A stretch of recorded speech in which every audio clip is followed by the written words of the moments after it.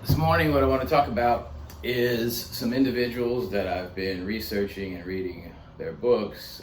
David Goggins, who is a retired Navy SEAL. At one time, he was the only person to finish the Navy SEALs program, and he actually failed twice and went through it a third time. And also completed Army Rangers, is now a very popular public speaker and author. He's the author of a book called Can't Hurt Me, and he also has he's out there uh, uh, making a living as an ultra marathoner, running 50 to 100 mile races. There is a big movement towards taking cold showers and cold baths and ice baths. Although the main benefit of these cold showers and baths are things that you do for physical benefit, but also they are known to strengthen your immune system. They can replace a cup of coffee in the morning naturally by waking you up. But the main emphasis there, and the CST, or cold shower therapy, is the name of the phone app if you're interested. The author has also a pretty popular blog. These things are to do things that you really just don't want to do. And in other words, these are things that during tough times, we live in a very comfortable environment. It may not seem so, this being recorded the third day of lockdown for Lafayette, Louisiana, where I am from the coronavirus.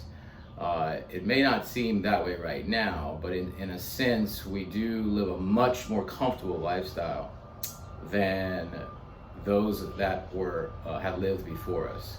And it just gets more and more comfortable. And our bodies have hormones that are released.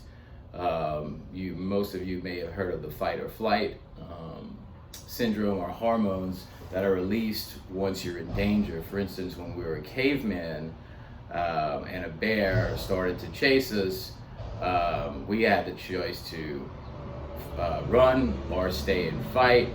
And anytime we saw any kind of danger, whether it be weather or any other proposed danger, we would have that choice. We don't face those situations today. So in other words, that creates a dilemma in our system, our own body systems. And so what these individuals are promoting is creating ways, artificial ways to make yourself uncomfortable, so that our natural hormone system works the way it should, besides all the other physical, emotional, and mental benefits, and even financial benefits. The reason why I wanted to make this video is because I don't think a year ago I would have, after last night, falling off my motorcycle and breaking my wrist.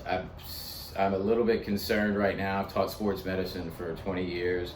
I have a pretty good feeling that it's broken, and I also have a busted left heel. I don't think I would have woke up at 5:30 this morning and went out and ran for 30 minutes. And again, I am not doing things to necessarily, I'm taking pain medication, I'm icing it every 10 minutes until I decide whether or not to hear back from friends of mine that are healthcare professionals, whether or not I should go to the doctor's office. And with what's happening with the coronavirus, I don't have any symptoms. My wrist is not about to fall off. I'm not going to bleed to death. I was able to run 30 minutes very slowly, mainly because of the heel, not the wrist, even though I'm in quite a bit of pain.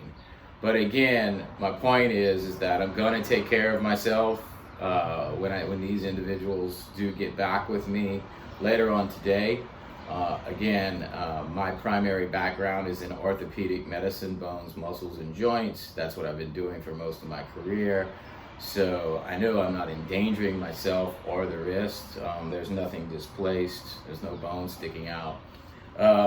But the point of the video was, again, that I have a goal of getting back into marathon running shape. I have a goal of dropping my weight down to another 10 pounds. I've already lost 10 pounds in the last 3 or 4 months. And this has been a goal of mine for almost a decade now, since the last time I ran a marathon. I probably gained about 15 or 20 pounds, and I've always wanted to get back to that weight. And so that's the primary goal of this video, was to talk about this type of movement. Some other authors out there I'll suggest in the comments that are involved, and I'll tag the individuals that I just mentioned.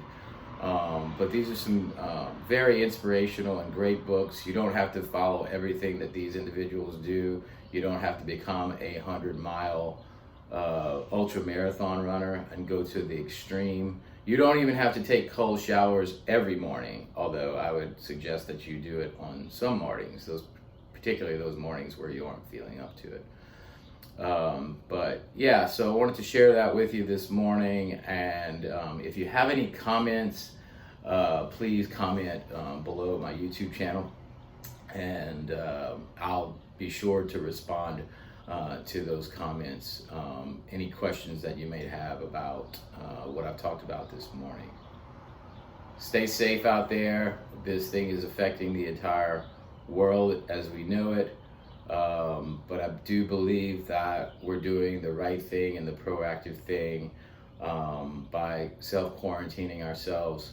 And we're going to get through this, and we're going to learn from this. And I'll be also posting a lot of videos on how I plan to use this time, mostly in solitude, to benefit myself in the long run when all this is over.